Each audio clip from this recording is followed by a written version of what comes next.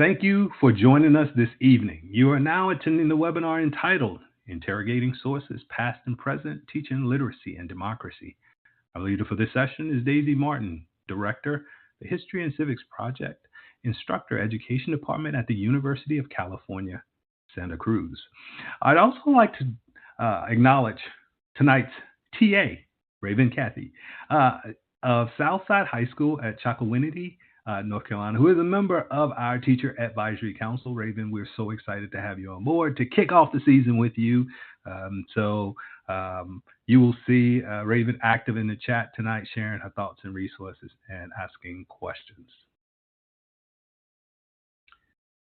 Daisy Martin, PhD, directs the History and Civics Project at the University of California at Santa Cruz, UCSC, and teaches in the UCSC Master of Arts Credential Program. She is an Organization of American Historians Distinguished Lecturer and was previously a senior researcher at Stanford University. She served as the Director of History Education at the National Clearinghouse for History Education, which is teachinghistory.org, and co-founded the Stanford History Education Group. She co-authored the award-winning book, Reading Like a Historian, Teaching Literacy in Middle and High School Classrooms, and recently served as a core author for Public History Weekly, the international blog journal. Her recent publications include a co-written chapter in the upcoming Critical Mission Studies handbook to be published by UC Press, titled Exposing the Cover-Up, Critical Truth-Telling in Teaching the California Missions, and a chapter titled Bounded Inquiry, Models and Questions for the International Review of Education. History education. Dr. Martin has an abiding interest in the teaching and learning of historical thinking, inquiry, and informed civic engagement. And this has informed all of her work, including her years as a high school teacher, in California public schools. Martin holds a PhD in History Education from Stanford University, an MA in Education from UC Berkeley, a California History Social Science teaching credential, and earned her BA in History and Philosophy at the University of Michigan. To our teachers, to our network, to begin the season, both nationally and internationally, without further ado, I present to you our scholar for this evening, Dr. Daisy Martin. Dr. Martin, it is an honor to have you, and we look forward to hearing your talk. Thank you so much for joining us. Thank you, Mike. It is an honor and my pleasure to be here. And I'm going to start with acknowledging that I'm talking from the University of California at Santa Cruz, which is located on the unceded territory of the Wazwaz speaking Yupi tribe. The Amamutsin tribal band, comprised of the descendants of indigenous people taken to Mission Santa Cruz and San Juan Bautista during Spanish colonization of the Central Coast, is today working hard to restore traditional stewardship practices on these lands and heal from historical trauma. And on the left of this slide, you see a campaign, Protect Eurostock, that the Amamutsin tribal band is working on right now in community with other organizations to try to keep a mine out of sacred lands.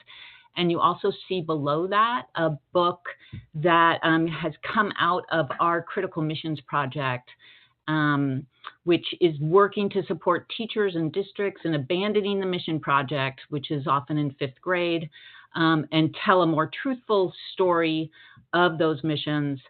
This is an imagined fable, but that book is free for download. And I share those things because this is some of the work we're doing to try to acknowledge and restore and repair what has gone on in the past. On the right, you see a map, which I imagine many of you are familiar with, where you can see, learn about the indigenous people in your area.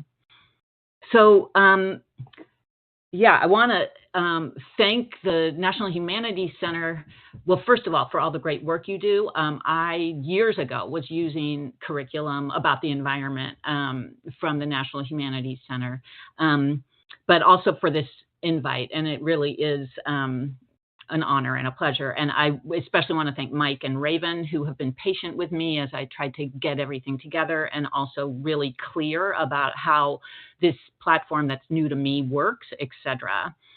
And I also want to thank in advance all the collaborators and colleagues who have helped me do the work that I'm going to talk about here. And it's all been work that I've found meaningful.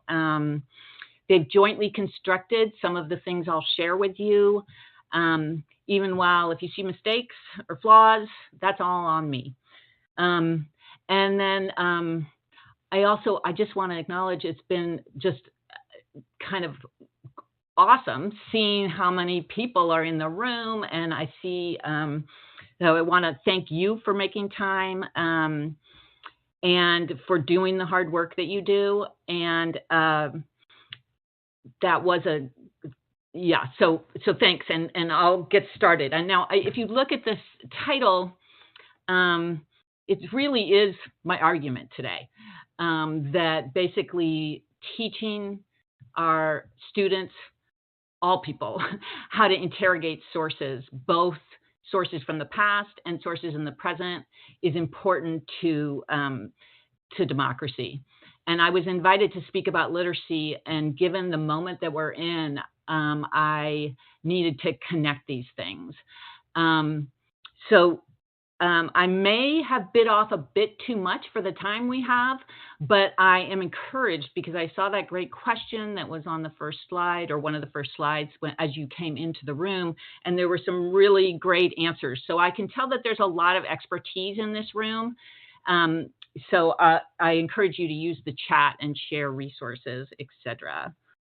So I'm going to start with showing you these two sources, one past, one present.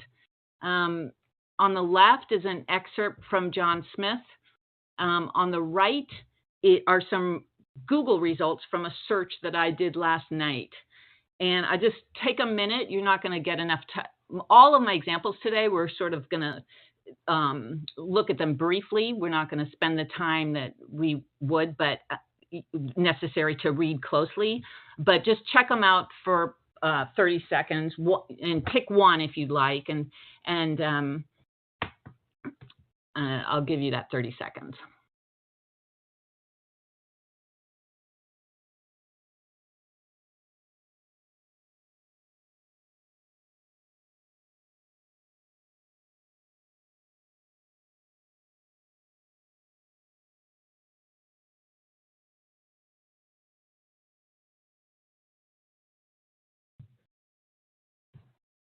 Okay, so like I said, not too much time to read closely, but you might, if you look on the left and you see the excerpt from John Smith, this might be familiar.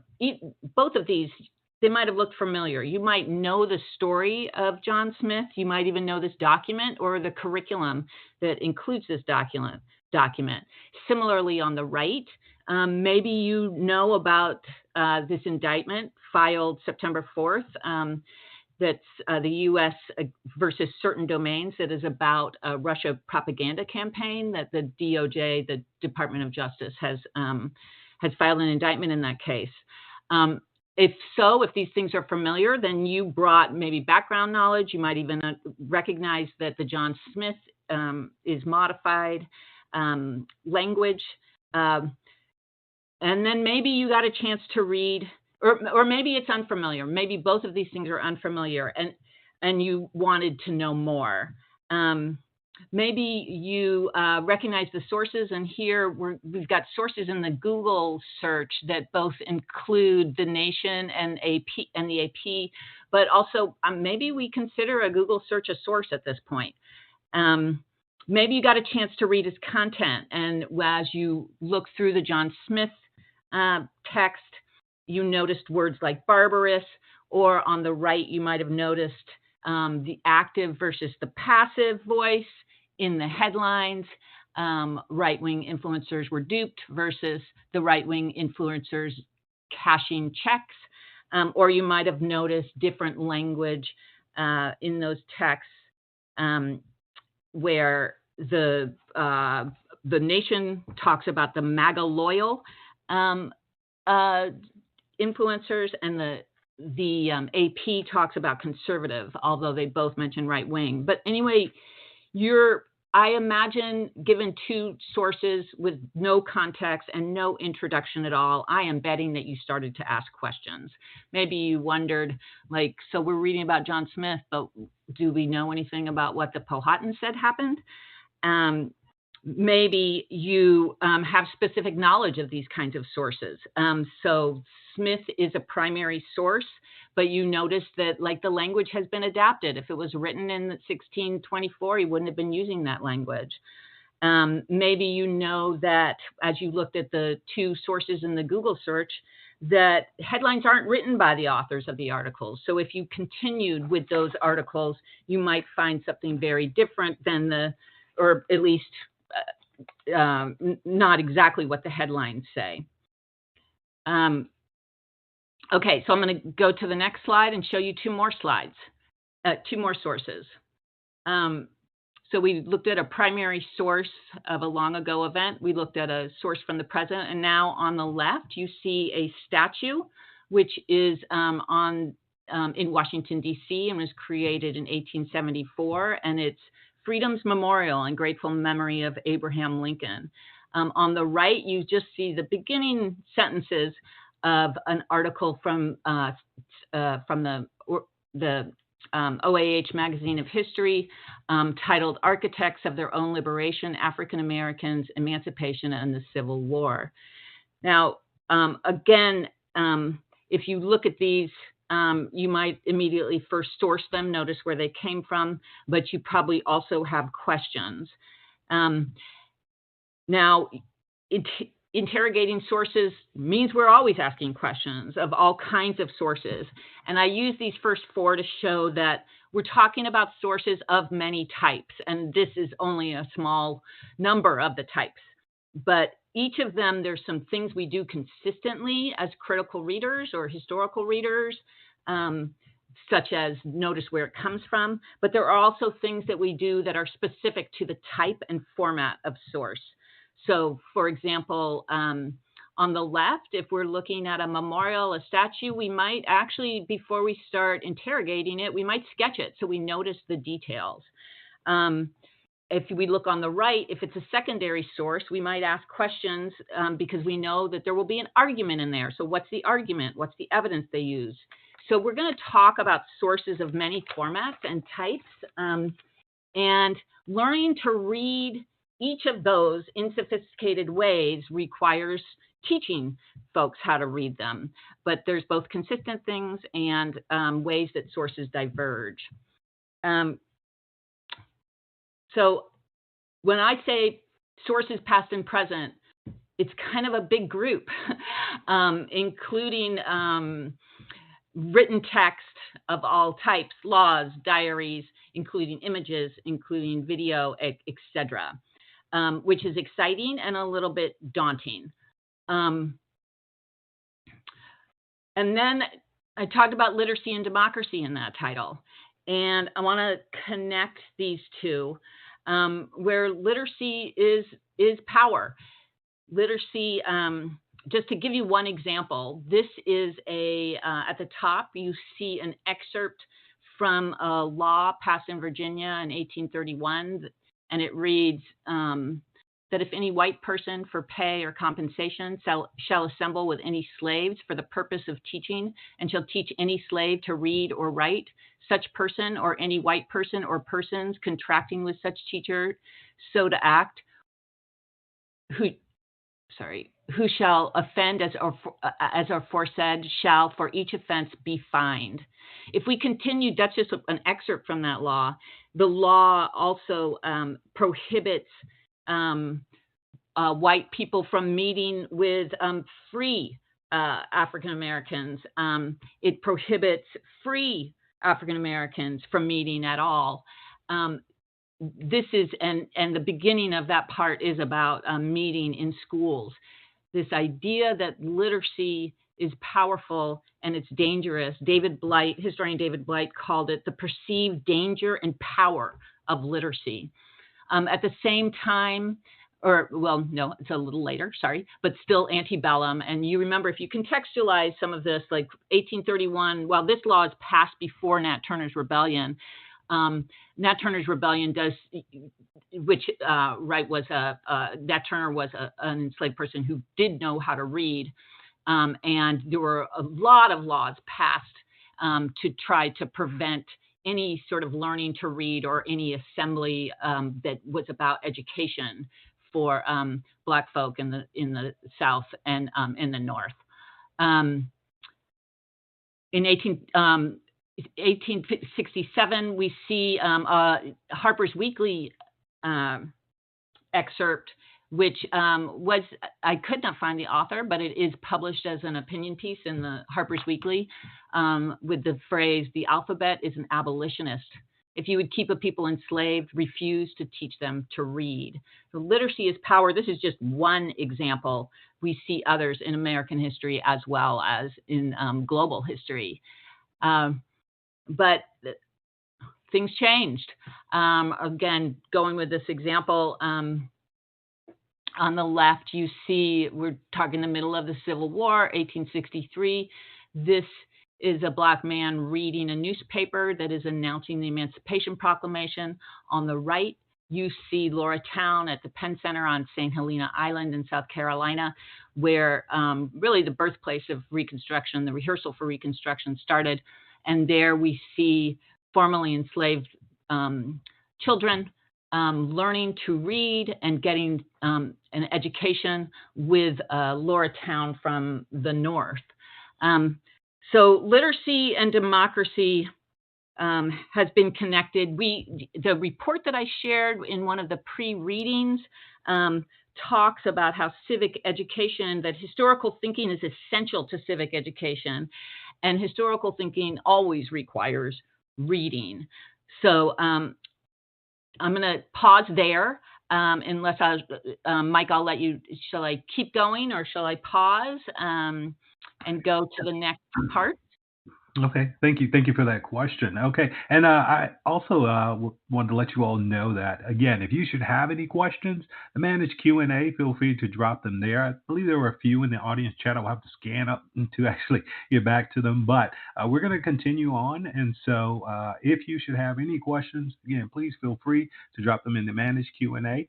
We're good on time, Daisy, so if you want to continue on, that's fine. Thank you. Great.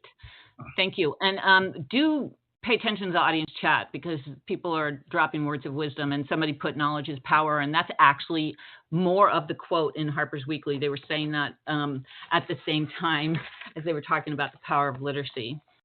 So I'm going to talk reading the past first, this next section. I'm sorry. So what I've shown you so far have all been single sources.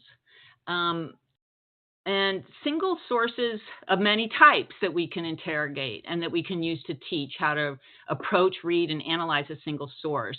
But both our contemporary landscape and understanding and investigating the past require multiple sources. But we know that the most easily accessible, most places, source is the textbook account. So again, I'm not going to linger on this example, but I just want to show you we're talking about multiple sources, and bringing multiple sources helps us question single sources. So this is an excerpt from a fourth grade textbook, and it reads, and we're talking context-wise, we're talking about the missions in California. And it reads, "The missions took land that the California Indians had used for hunting and gathering. Without that land, some Indians had to go to the missions for food. Soldiers brought some as well. Some people came to missions by choice, and others were brought by force. As time went on, fewer people came to missions by choice. However, the mission system kept growing." Now, you might be able to interrogate that quite a bit. But when it sits as a textbook, as an informational source, it is not that easy to ask questions of or to critique without any background knowledge, without any training in the notion that text can be questioned and critiqued. So we bring another source to it. And this is an interview with Chairman Val Lopez, which was done in 2020 by Alexi Singonia. and they are from the Amamutsin tribal band. And Chairman Lopez says, our people used fire to manage the landscapes, so it would be very productive and sustainable. We took care of the fish. We made sure that the rivers were clean so they can do their spawning. Whenever they would fish, they would never fish the first run of salmon. They knew that those were the strongest and most determined. And so because of that, they would not fish. These are the traits that they wanted to pass on to the next generation and such. So our people understood that whole cycle of what was needed to care for and steward these lands so that they're strong and they're sustainable. And that has totally been lost now. So Chairman Lopez's words stand in contrast to the textbook. Using an inquiry question, in this case, what relationship did California Indians have with the land? Students can read with purpose and see where how Chairman Lopez's words might support, contest, or extend the story told by the textbook. And we see, I've highlighted some of the differences that the textbook talks about hunting and gathering. Chairman Lopez talks about caring for and stewarding and making sure that the rivers were clean. Now, this is a pretty big question that can't really be answered with just these two sources. But after this could be a lesson to help students understand that the textbook can be interrogated, and that a single narrative cannot capture the past, as well as textbooks have particular purposes that aren't necessarily about telling the most true, complete. Well, I would take that necessarily out of that sentence, telling the most complete and true story of the past. And so after doing this section, and you might use a graphic organizer to help students with this, they might read more sources and look at more sources to understand what relationship California Indians had with the land. But do notice, I'm thinking that seeing the people in the room, that you've done some of this teaching, do notice the questions at the bottom. Do these accounts agree or disagree about the California Indians' relationship with the land? Give one example that supports your answer. And what questions do these passages raise for you? So again, we come to questions. Now, I'm going to pause here and just say that this is not meant to be done in isolation, that all of this work on literacy is meant to be done in conversation.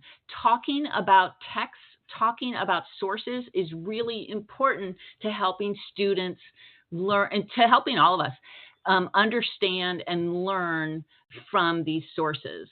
So even while it might look like you could just pass this out to one student, it's like, this is kind of, you have to structure the activity so there is talking about text and conversation.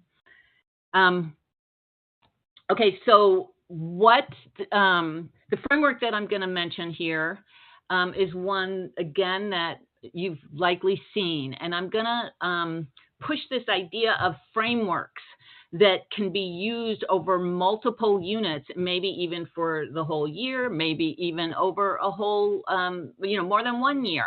And this is one of those frameworks. This framework, reading historically, comes from, it's empirically derived by doing think alouds with expert historical readers and novice historical readers, and seeing what it is that expert historical readers do. And Sam Weinberg did that research, but it has been replicated again and again. And I know that a lot of teachers have found this useful. But I just want to make the point here that, so these aren't, we've got sourcing, contextualizing, corroborating, and close reading. And, you can go get posters about these. There's all kinds of free materials to support you in using this framework, as well as lots of curriculum. But one of the things that the sourcing, contextualizing, and corroborating came out of seeing what historians do with sources. The close reading came out of trying to translate that for the classroom. And so here, I just want to mark that, because the idea that what we are doing as teachers in terms of trying to engage a group of students who didn't necessarily choose to be in our class to learn to interrogate and think historically and do history requires a specific and unique kind of knowledge. And the close reading came out of this idea of like, well, these things might be what historians do, but we are going to also have to check if students just comprehend the literal meaning, as well as where are we going to think about where they look at loaded words and passive and active voice and that kind of stuff. So these are written as statements, but we're talking about interrogating. And in fact, Thomas Holt, who wrote a book about thinking historically, says that the essential skills of a historian, which are frequently argued about, are simply a set of questions put to the materials or documents. You may recognize this historical thinking chart, which comes from Sheg, which is now Dig. And the reason why I didn't put these in question form is because that chart has some beginner questions. And so when you think about sourcing, you might go, who's the author? When was it written? What kind of source is it? What can we expect from it? And those are some good questions. But it's also true that sourcing questions are in some ways unlimited, as are the other ones. You could also ask, well, what do we know about Chairman Val Lopez? Well, what do we know about John Smith? Did he write anything else? So here what I'm arguing for is that we think about questions, both ones that are useful across multiple sources, but also that come straight out of the source that we are looking at, and that they can be more specific and contextualize. Okay, so let's see. So this is a nice framework, and it's one that you can use across multiple units. Let me give you another example. Now, this is a question that has been revised, but I want to give you an example from when students were working with this question. Were African Americans free after the Civil War? And here I've just picked some, I want to show you that like we've got multiple sources here. We've got sources that we've got an image from the time. We have some prose. We have a chart. On the lower right, you see the Freedmen's Bureau. I wanted to point out that, like, while we often think about engaging students in historical thinking and document-based inquiry or source-based inquiry, you can also have students go to an archive, a digital archive, and all of the things that I've put here are freely available. Everything in this is somewhere on the web for free, open source. But you can take students to an archive where they get to pick some sources that they interrogate and they work into their understanding. Again, conversationally, talking about text, not independently necessarily. I mean, definitely not independently for this whole thing. So for the entire process. So now I want to show you one example of a student responding to a single text. And I'm just going to give you the source information of the text that student was responding to, which was a source, it was a letter written by James Lynch, who is an African American who worked as a missionary and teacher in Savannah, Georgia during Reconstruction. And he's writing to the New York Freedmen's Relief Association in 1865. This comes from Read, Inquire, Write. It actually comes from an article as well, but you can find this work on the site called Read, Inquire, Write. So here's this student who is, all you needed was this source information to understand. I want to show you what this student does with it. The student says, and he's writing in response to a text. So again, conversation. Supposedly, James Lynch has seen that the African Americans are showing that they're free and little by little are losing fear they once had. This is non-reliable because it was written in the year 1865. That was when they were just starting off. Of course it was going to be easy. But in the year 1867, 2 years after, is when others envied African Americans and got meaner. This was written 2 years before. It's old news. If James Lynch were to go see them now, who knows what he would say?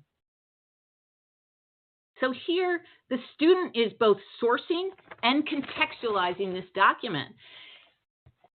he uses a word that I don't think exists, but the quality of thinking here, of historical thinking, where he's like, well, it's 1865. I know things changed before 1867. So would he write the same stuff like that? He is thinking historically. And he's asked these questions about, like, who is this guy? When is it written? What might that mean?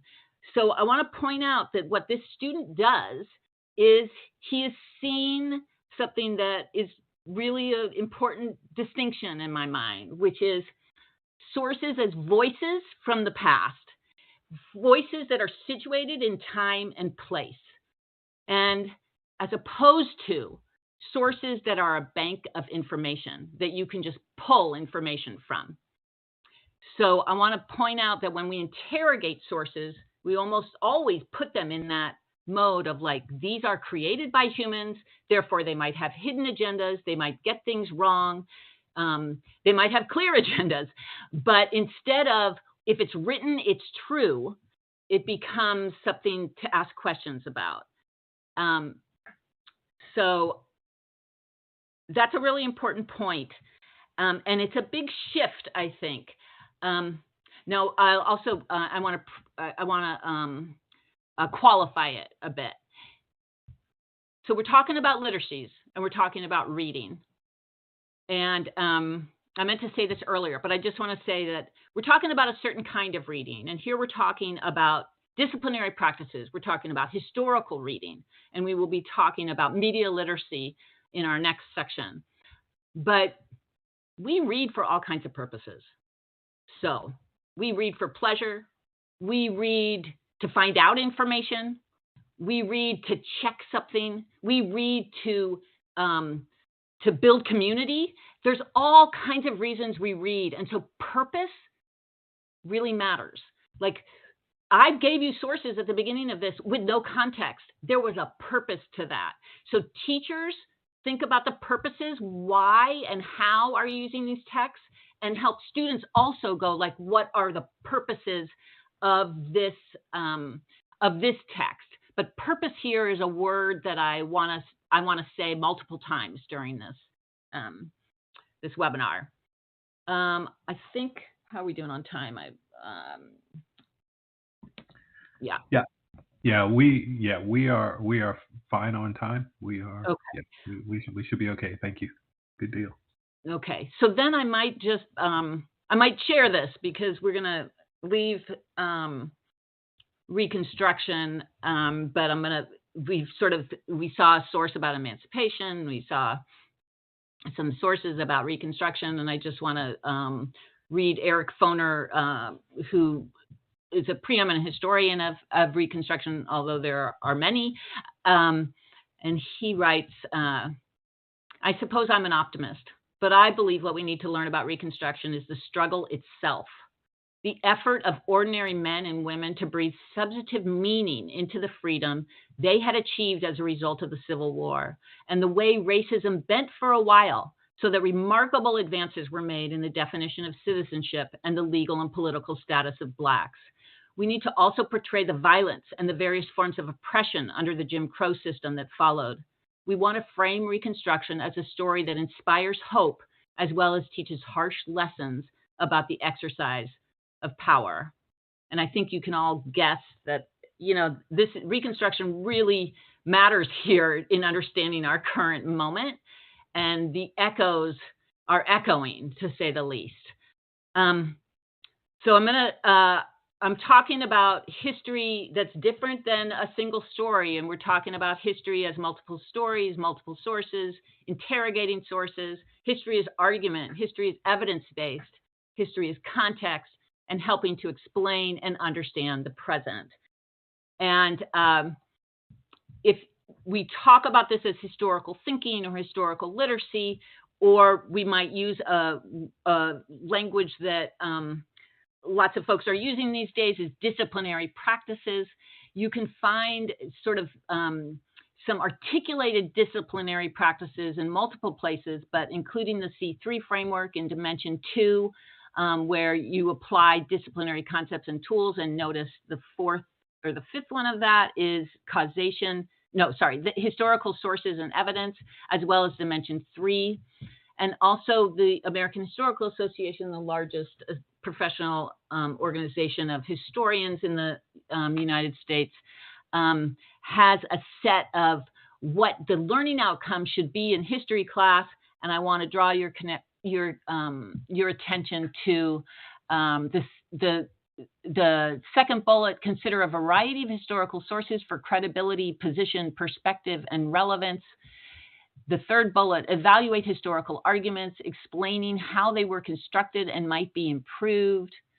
And the first one, I should say too, because this is an important part about what history is: apply the range of skills it takes to decode the historical record because of its incomplete, complex, and contradictory nature. So that's one. Those are both sources for sort of naming some disciplinary practices, as are the dig materials. But so up on the right, you see the chart that I mentioned. So that's more of a framework, and I do want to point out that there are other frameworks on historical thinking and historical reading.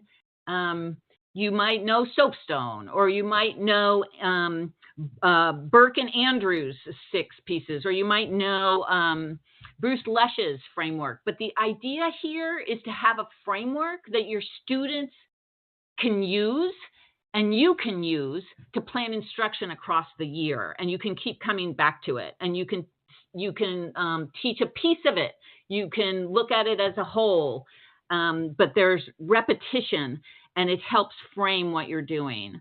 On the left side, you also see like the Library of Congress, as the National Archives and some other sites have, like, well, I made the point about how there's multiple kinds of sources and multiple kinds of genres. They have, like, what do you do when you analyze a photograph? What do you do when you analyze a movie, et cetera, et cetera. So there's some of those resources. And I'm going to skip these and pause for a second, and we'll go to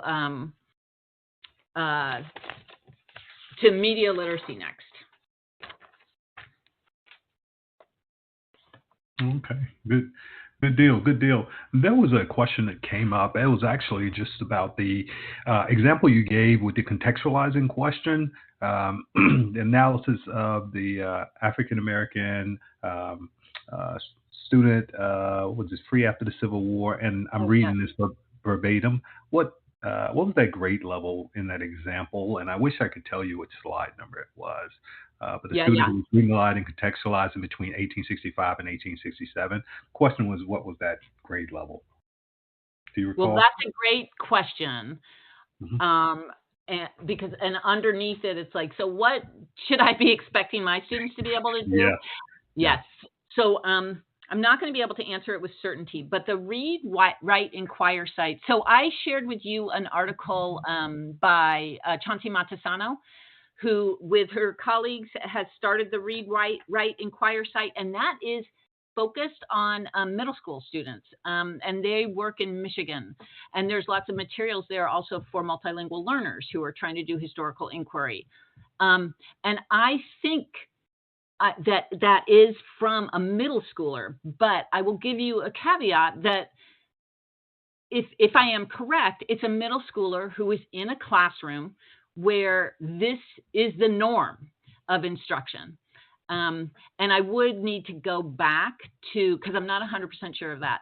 It could be that it's a high schooler, but it does come from a publication, and I could find out for sure. But I'm reminded by this, I've been working on teaching historical thinking for a lot of years.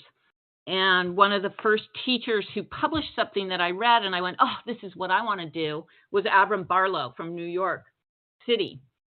And one of the things that stands out that I still remember is that he said to the other teachers who he's writing to, he says, but realize that my school, the ethic is across the disciplines. People are saying, what's your evidence? What's your evidence to your students? And so I just bring that up because having sort of a shared focus on this kind of thing across classes matters, just as a like being in a middle school class where you're being taught these things explicitly, that also means that you might end up with work that surprises you, in the sophistication from the students.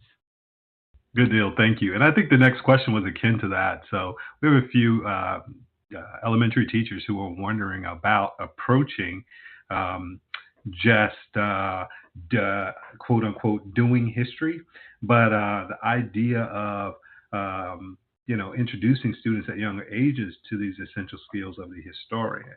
And to your point about sources as voices from the past, when we're thinking through, when we're reading historically, with younger audiences, are we focusing more on the contextualization side of it as opposed to sourcing, or what would be your recommended approach for those who are really just starting off with students in this area, with the younger students, even younger than the middle school? Yes. Contextualization is really hard. Yeah. It frequently requires background knowledge.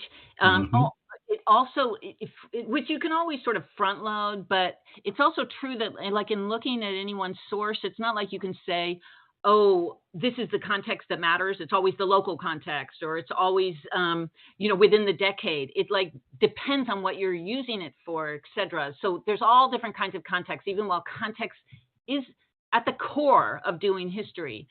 But for that reason, and context, of course, well, actually, before I go there, I might just say that framework of context, sourcing, corroborating, and close reading, those things, like that wasn't derived from a historian going, now I'm going to source, now I'm going to contextualize.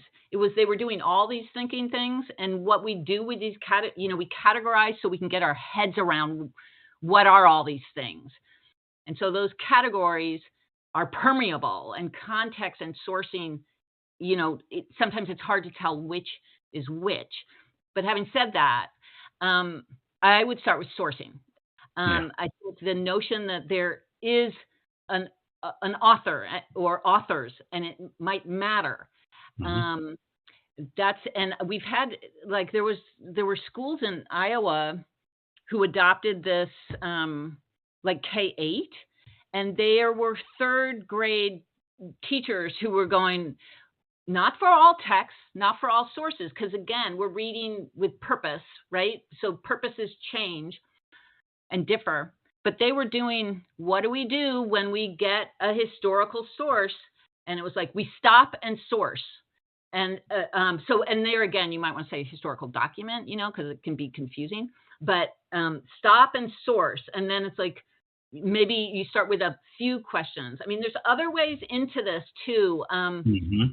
Just noticing, like When the Mission Bells Rang book, or a source. Like right now, we're working with the Alma Mutsun to get some interview excerpts up, and when having students read slowly and notice that, wait, these two things don't say the same thing. So then that opens up, like, wait, what's going on here? And even introducing like fact versus fiction. But I do think that there are ways to introduce it Hmm. that work at the young ages.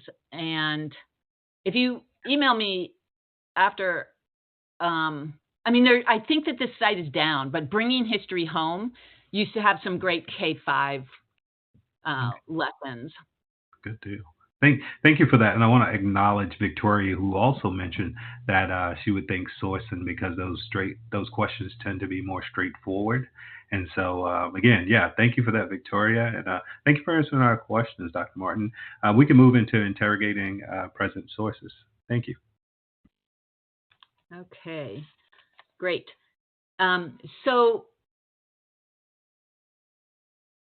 navigating the media landscape. Those images are meant to sort of communicate this sort of chaos that seems to exist surrounding us in terms of the news landscape, as well as just the social media platforms. It can be confusing. Things move quickly, and yet they have become they're part of our public spheres. It's where we have conversations. It's where we often take action. It's an important platform, and I'm talking about all the different platforms. Some of them are more important to different age groups. And the Pew Research Center has data on what platforms are being used by whom, but TikTok is the fastest rising platform, but YouTube outnumbers all of them. So, but again, we're going to talk about particular ways, frameworks, as well as kinds of some resources and some thinking routines, which I didn't mention on that other one. Somebody put in the chat, like they love the Harvard Zero thinking routines. So I'll try to make that point in this one. So here's a post from my Insta that was a while ago. And I was scrolling and I saw this and I was like, whoa, this is really cool. It says that it's cave paintings. And it was kind of fitting into some work that we were doing on Indigenous art and communication. But I went, wait, I don't really know anything about this. Like, I don't want to share any made up stuff.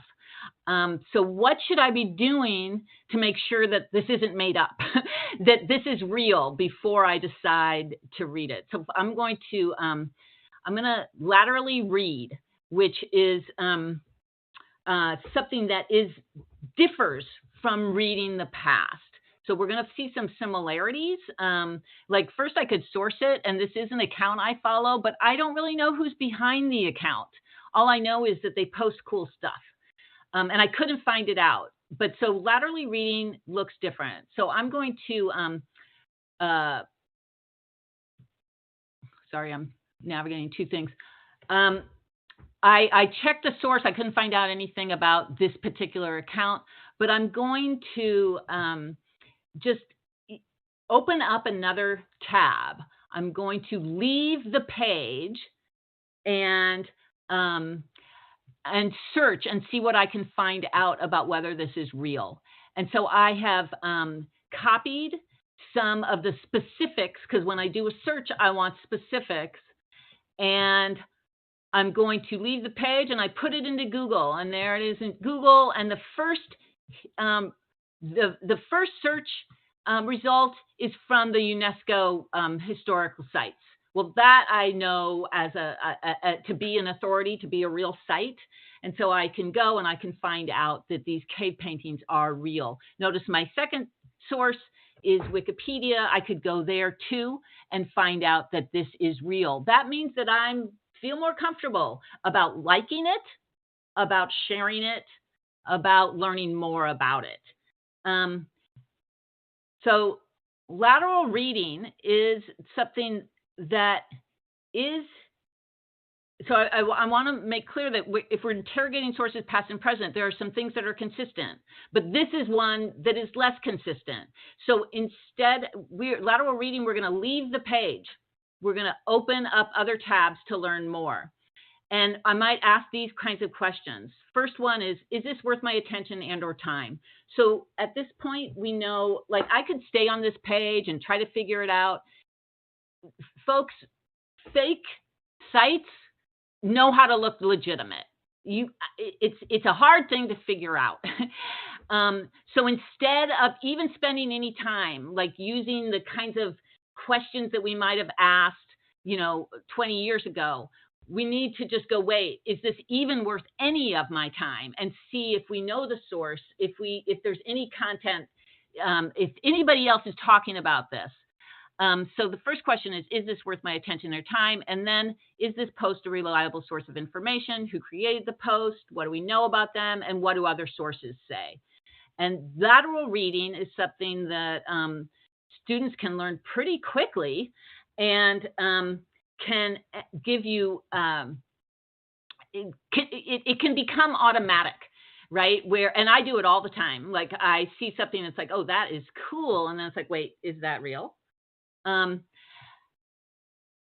So in our media literacy now, and here we've been working with teachers and UC Irvine folks and doing teacher research group on media literacy for the last 4 years or so. But one of the things that we've got in our curriculum before necessarily we're teaching about lateral reading is also to have students start to, well, to do this in some form, to sort of go like, how are you spending your time online?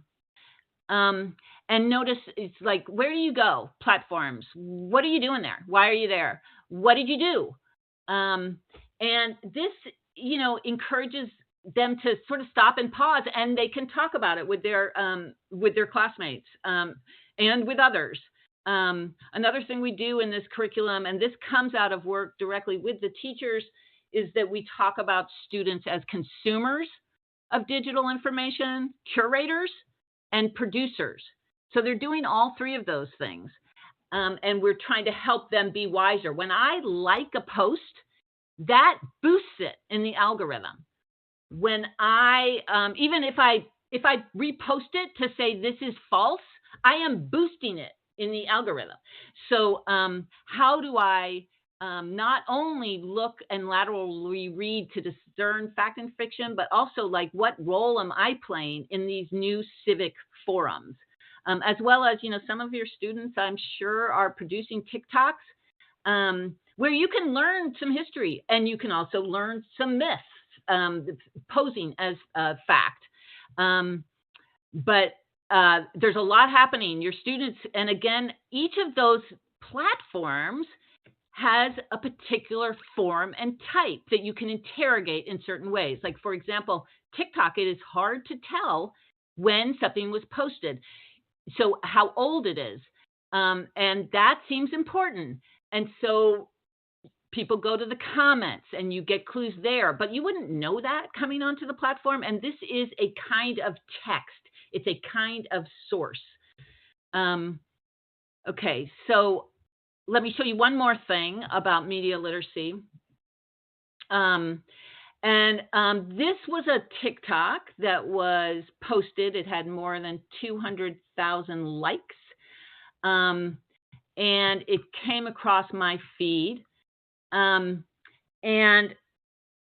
it had it's a interaction on the street where the respondent the interviewer says, what are your favorite shoes? And the respondent makes a claim.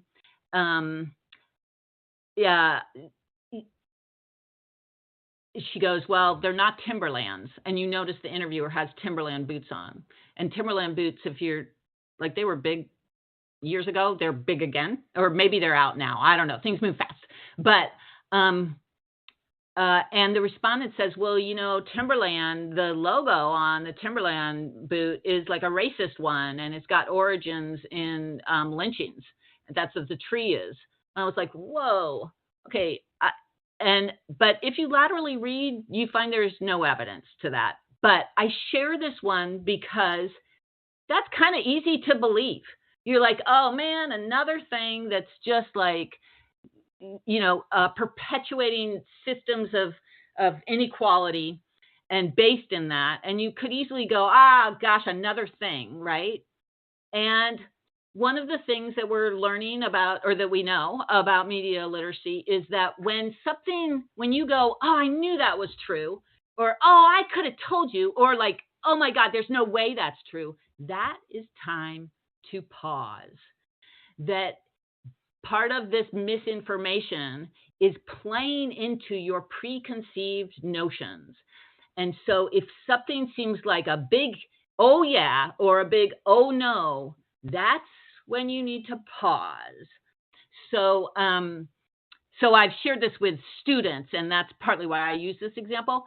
But this one turned out not to be true, even while it might seem like, oh yeah. So here I'm talking about some frameworks. So let me show you some frameworks. The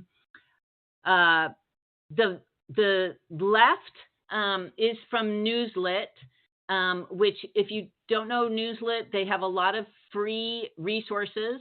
And for educators, and their newsletter, the SIFT, is a treasure trove of examples, etc.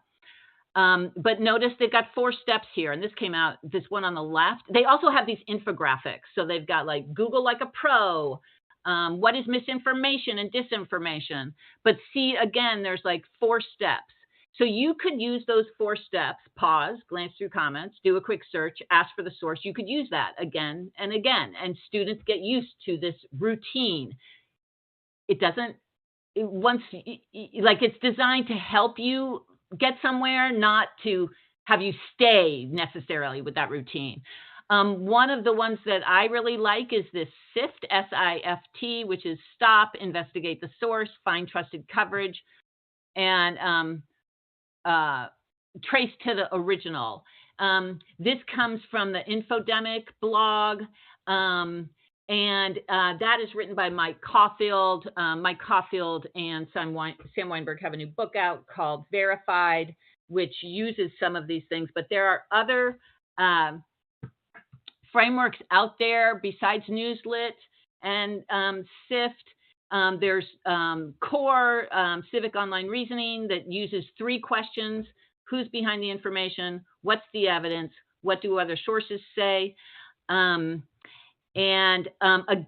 we're talking about frameworks, and in some ways these are somewhat close to the idea of thinking routines.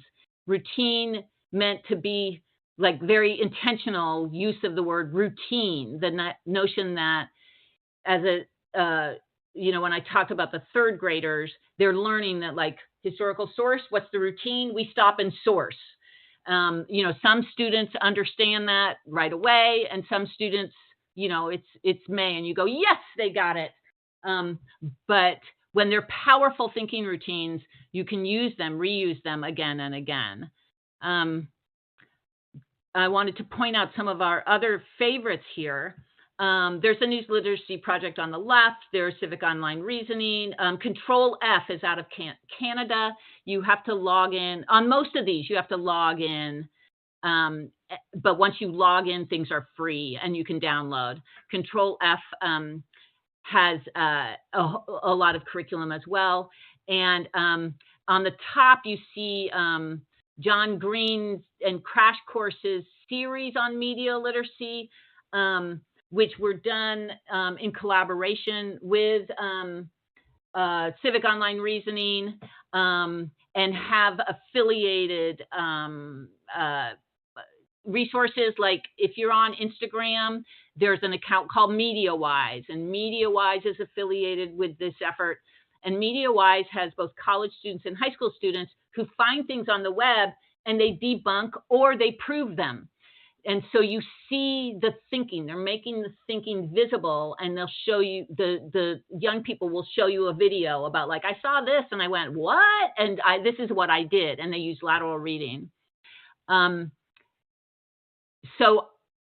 the top part of this slide, right now, these are the 3 that seem really powerful in terms of equipping individual students, again, in conversation with other students, in terms of becoming wiser consumers, curators, and producers. Pausing, lateral reading, and also expertise. This notion that there are such things as experts. And if you're on some of these social media platforms, we have, you might see that like there's a lot of health and fitness information that's being peddled by non-experts, and is frequently, or cosmetic information and beauty information. There's a rash of like young girls doing things to their faces because they're watching things that are meant for much older skin. And so this notion of expertise, like these are 3 high leverage concepts or strategies, I think, right now. Okay, sorry, I'm getting distracted.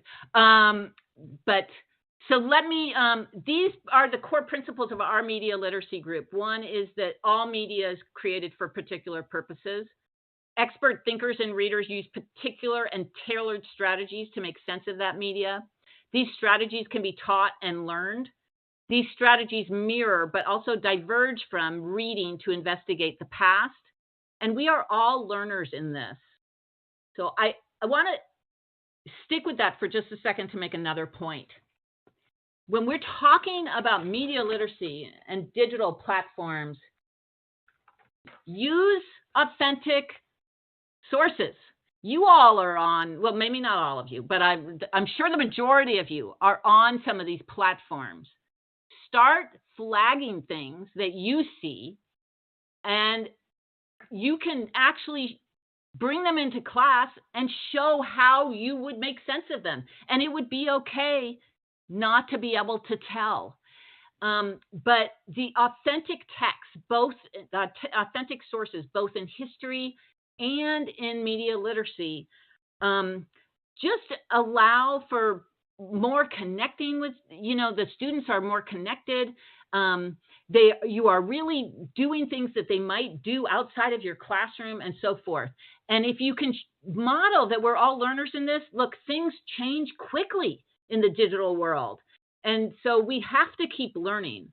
And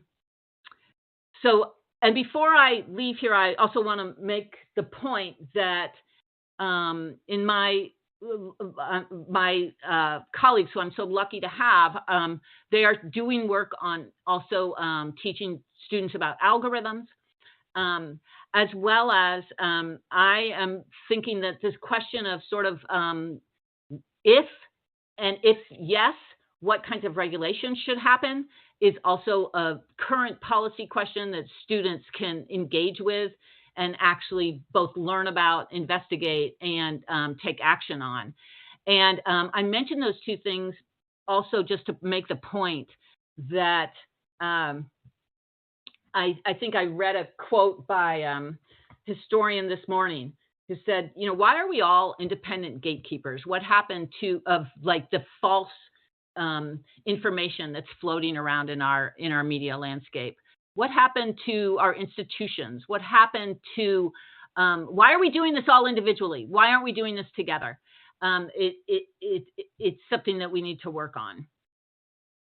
So I will pause for a second here, and with just the notion that interrogating sources, again, we're not always interrogating, although you sophisticated readers probably always, you just can't help it. But we read for purpose. We read sources of different types that require different kinds of analysis. And we usually, most frequently, coupling those sources with other sources helps our abilities to get at the truth or truths and to understand different perspectives more possible. Okay, I'm going to keep going. So let me try to pull some of this together. So interrogating sources, it's really what one of the reasons why I became a history teacher and why I switched from engineering in college was, it was like, wait, what is going on? We get to question, we get to argue, we get to seek out multiple perspectives. This is fun. And it's so complex, and humans don't behave in ways that are predictable. So all the time. So they're not like atoms. So they were pretty interesting to me. So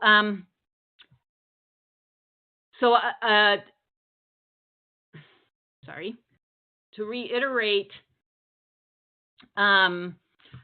use frameworks, thinking frameworks. Those frameworks like sourcing, contextualizing, corroborating, and close reading, what you are doing there is naming a strategy or naming a skill. When we name something, you can get it more under cognitive control. Demonstrate the skill and the strategy in action, which I saw some of you writing that in the chat box. But if you're going to do that, that means that you need to pick content and sources that demand that strategy. Content always matters here. it's not always true that sourcing is what's going to matter to understanding the source or interrogating it. It might be that it's actually the corroboration. It might be that you need some background knowledge.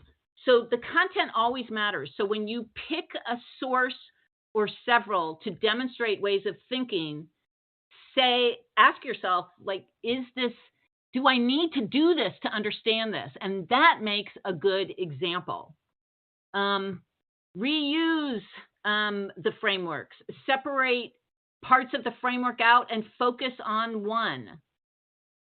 Then I've also talked about thinking routines, which are those, see, think, wonder is one that a lot of people know now.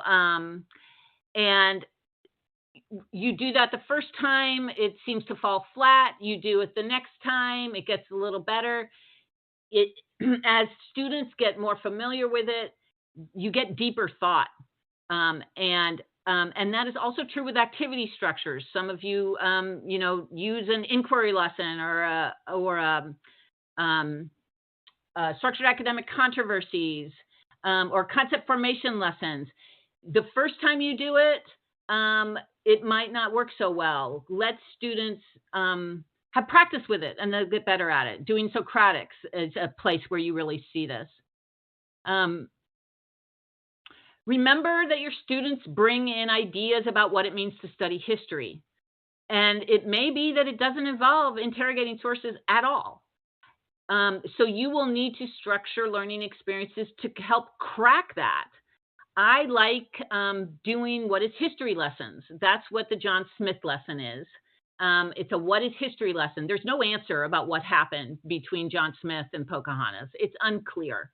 And that is on purpose. I mean, that's why it's a good lesson. It's like, it turns out that we can't always know what happened.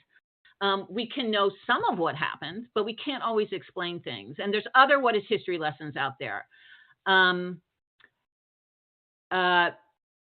Similarly, students bring in ideas about media literacy, and they're like, oh, I can tell everything that's fake. We don't need to study this. I got this dialed in.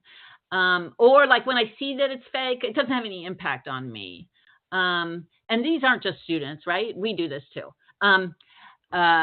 Or I'm really savvy at this, which they very well could be savvier than you, which is another great opportunity for them to teach you or to teach the group. But we might have to do some lessons that intentionally kind of show like this, it cracks that opening, that kind of conception that I got this dialed in wide open. There was,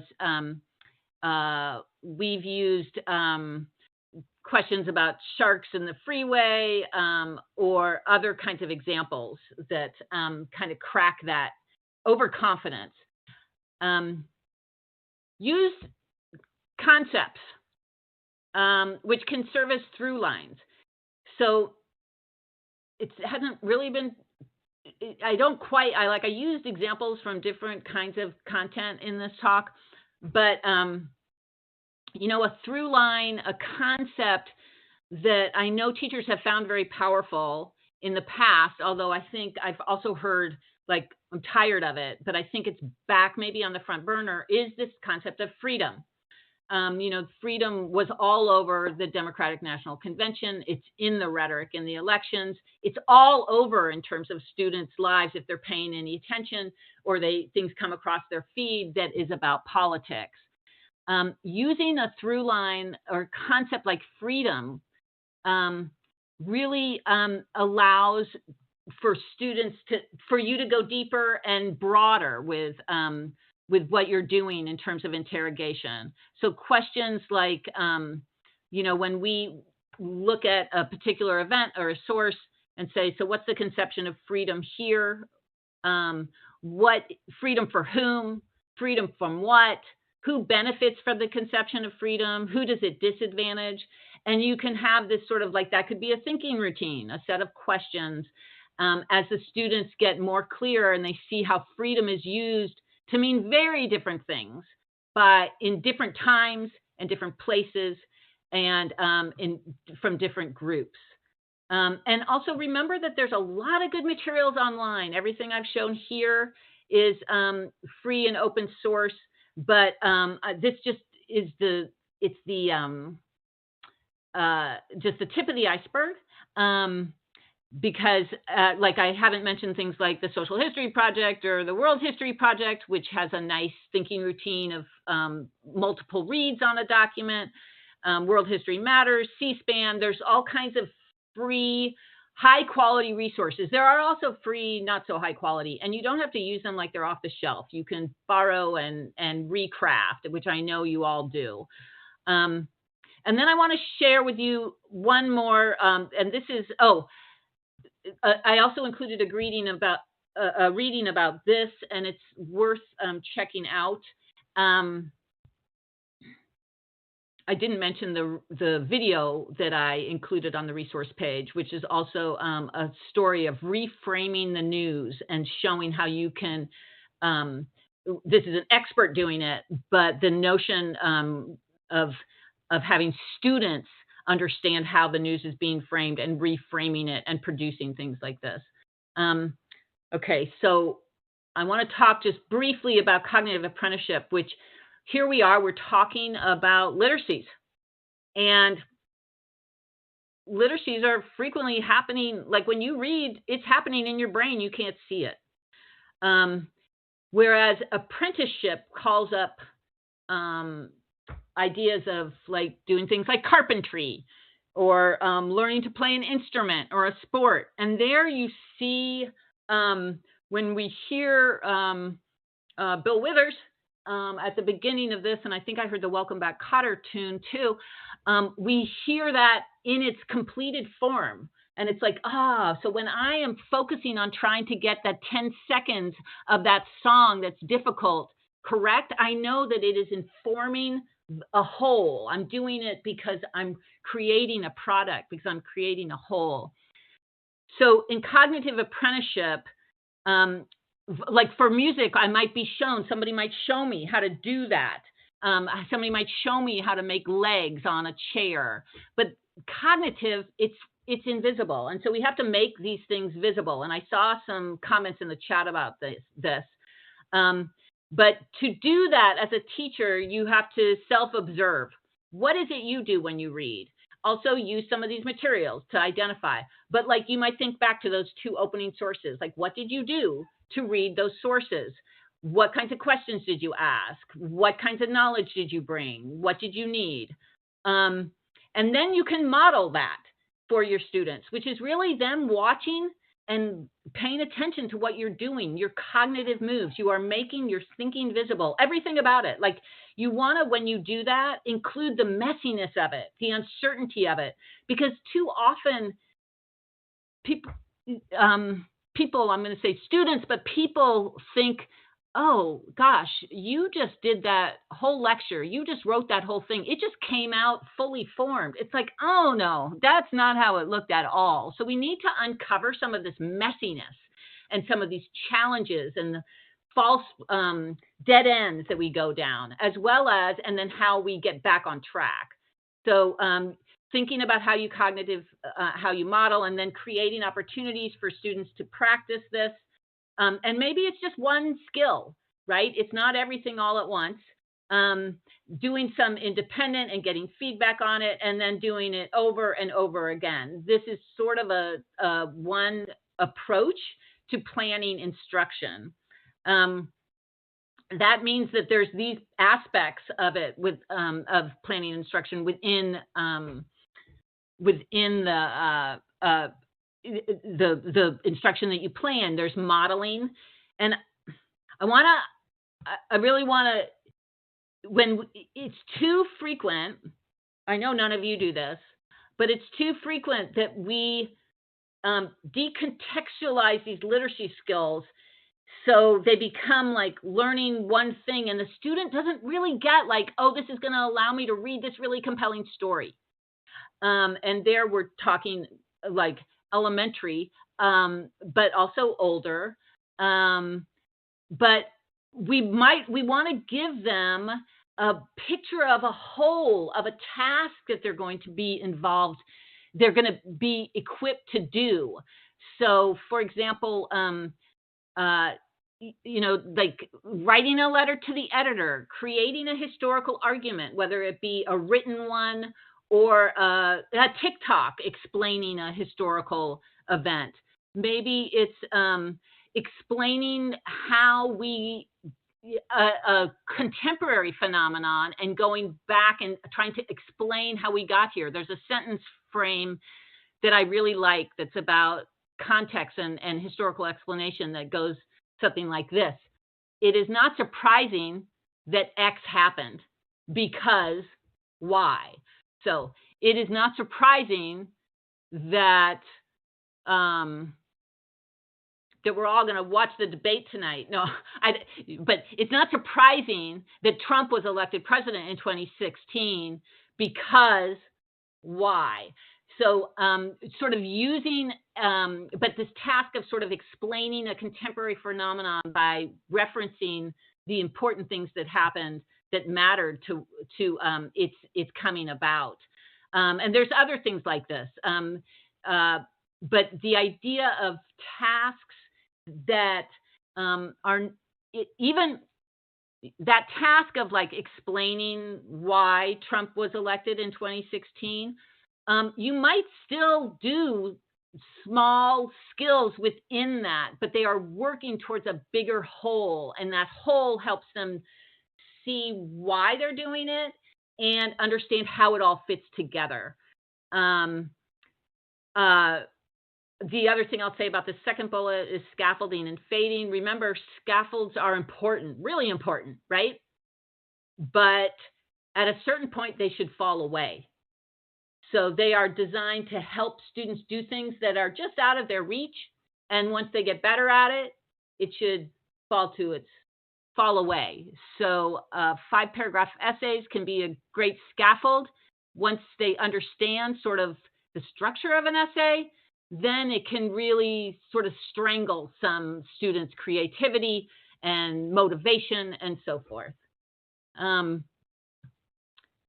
Okay, so I'll just close up here. Thank you for listening to me so far. This has been a lot that I've been kind of throwing, but I know that a lot of this isn't new for you, for many of you. And I'm going to go to this slide. So here, the one on the left is the one that we started with, which was from 1878. I might not have that date exactly right. And that monument, which is a monument, so it tells us more about the time of its creation than about the events it is memorializing. But it's an interesting one. It's the great emancipator, Abraham Lincoln. And once you start investigating it and interrogating it, like where did it come from, who paid for it, you find out that once again, you might go, oh, of course, this is designed to spread that dominant narrative, the great man theory of history. It's like, well, maybe not so much, because it was funded by African Americans. And so it complicates the story. But on the right, you see a reimagined,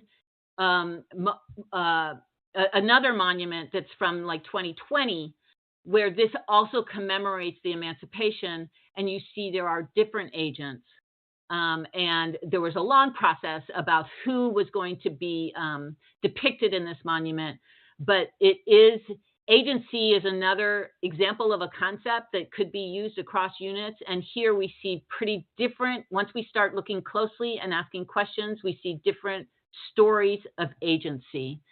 And so with that, I will say that I think interrogating sources and teaching our students to do the same can move us all towards more accurate and complete histories, and can increase, we can build more prepared and equipped students and civic participants, and watchdogs and actors working towards a multiracial democracy. But interrogating sources in particular ways is key to that. Thank you. All right. Thank you so very much, Dr. Martin. As you can tell from the chat, everyone is extremely appreciative of your time and just thank you for just spending this evening with us. Um, I am looking through the chat and I see what I found particularly resounding was from Victoria. And Victoria, I'm going to read this out. You just put it in the chat, but thank you for talking about a really important topic. Interrogating sources is an important skill that all people need, whether they end up with history degrees or not. The health of our society and government depend on it. So, Victoria, thank you for sharing that. Again, thank you all for being here this evening for the first webinar of our 10th season. Again, virtual applause all around.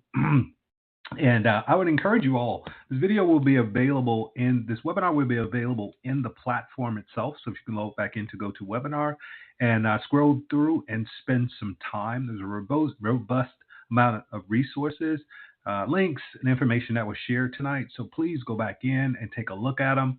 And I encourage you to continue to follow Dr. Martin's work. And we have it here. I just want to make sure we have the correct social media information on here on the slide.